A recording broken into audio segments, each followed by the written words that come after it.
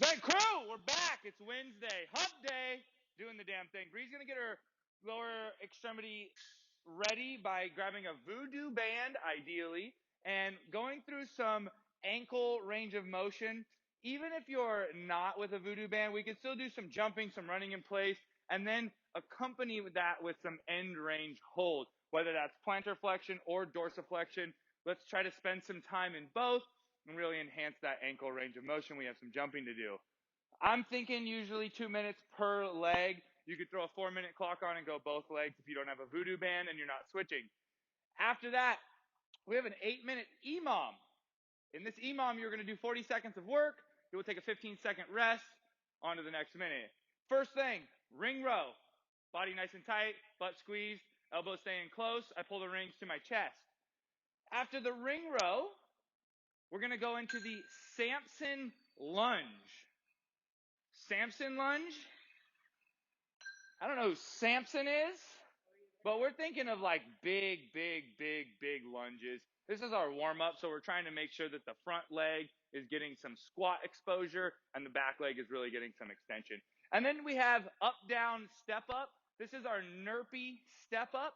If you don't have a box to step up on, we can change that to a NERPy lunge pretty easily. After you've done your up-down NERPy step-up, whatever you want to call it, then we're going to go hollow rock.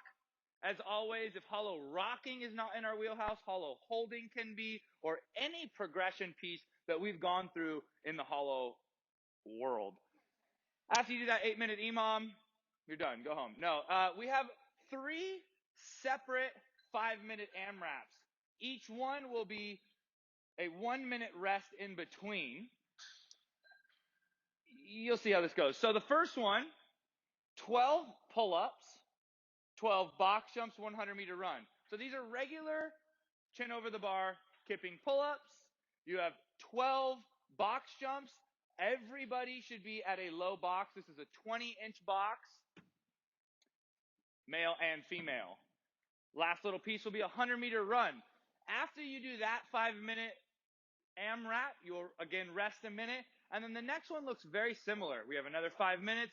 This time the pull-ups go to chest to bars. So we just enhance that movement. Ideally, Bree is connecting the barbell to her chest at the top of her pull-up. That's followed by an even higher box jump. So this goes from our 20 to our 24.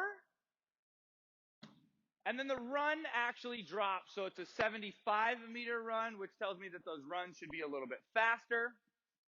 You guessed it. We rest 1 more minute. And then you have another 5-minute AMRAP. This time, the 6th pull-up would be a NERPy pull-up. On the programming, you'll see up-down pull-ups, but this is the NERPy to a jumping pull-up. The box jumps should be the highest. So this looks like a 24 for the ladies, 30 for the men. Big box jumps this time. And then we have a 50-meter sprint. So again, that run drops. We should be really moving on the run. Conditioned? Yeah. Conditioned. So let's break this down. If you don't have pull-ups and boxes can get challenging. So the first thing to see is that in the movements, this workout gets more challenging. We go from a pull-up to a chest to bar to a jumping pull-up.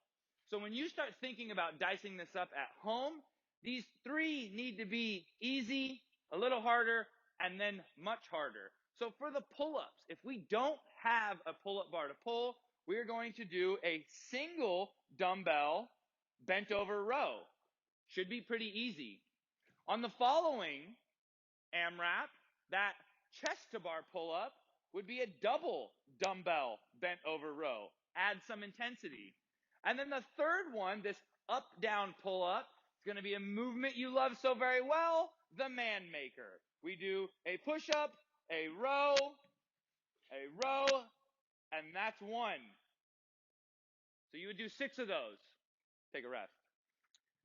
Again, you're thinking my pulling needs to get a little bit more challenging each time. For that same idea, the box jumps could do this. If I don't have different heights, I have just a small box. My first one, again, should be easy. These are just regular box jumps. Maybe it's a baby box, maybe it's a 20, whatever. The second one, when we go to a higher box, I want you to add in some broad jumps. So you would just take a giant step back. This makes that just slightly more challenging. And then the third one, which would need to be the most challenging, we could do full box jump overs. Clear the box like a hurdle.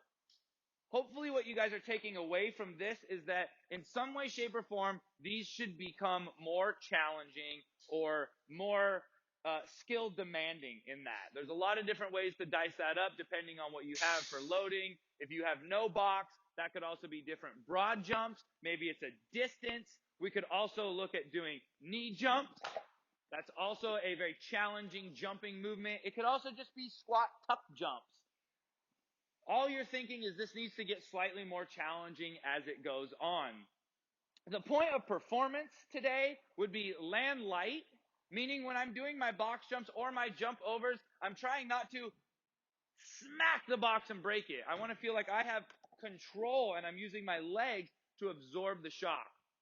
And then we're thinking about running form. So when you go out to run, try not to just be a flailing chicken and really think about our pose positions that we talk about, how we're pulling off the ground, where our eyesight is, etc.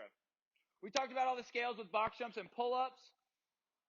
For recovery today, make sure you are getting some jumping recovery. So smash the calves down, whether that's a PVC pipe at the top of the calves. We could be using barbells, dumbbells, any sort of calf recovery. I'd also dose in some foot recovery. I think a lot of jumping and gripping in conjunction with all the different running. The bottom of our feet get neglected. So let's smash the bottom of our feet, smash out the calves. And then if you have time, let's get some lats too, because we got a lot of pulling in that one.